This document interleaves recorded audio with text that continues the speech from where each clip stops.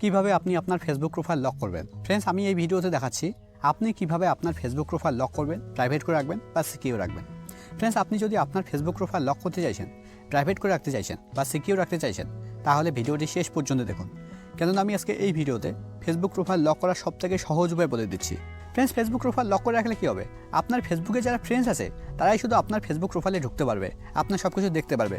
কিন্তু আপনার ফেসবুকের যারা ফ্রেন্ডস নেই তারা আপনার প্রোফাইলে ঢুকতে পারবে না, তারা আপনার প্রোফাইলের কোনো কিছুই দেখতে পারবে না।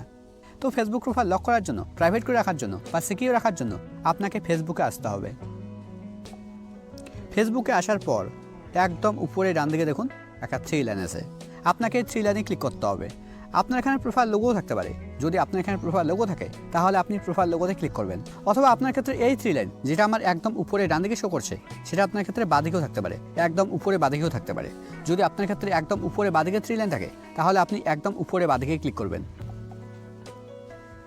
এবার এখানে আপনাকে স্ক্রল ডাউন করে নিচে আসতে হবে।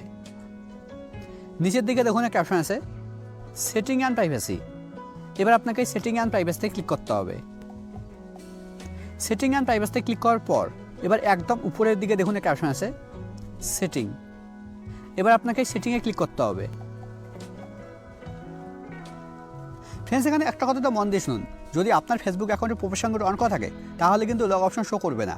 মানে আপনার ফেসবুক অ্যাকাউন্টে প্রফেশনাল মোড অন করা থাকলে আপনি আপনার ফেসবুক প্রোফাইল লক করতে পারবেন না। সেক্ষেত্রে আপনাকে প্রথমে প্রফেশনাল মোড অফ করতে হবে, তারপরেই কিন্তু লক অপশন শো করবে। মানে ফেসবুকে প্রফেশনাল মোড অফ করার পরেই আপনি আপনার ফেসবুক প্রোফাইল লক করতে পারবেন। তো এখানে স্ক্রল ডাউন করে নিচে আসতে হবে।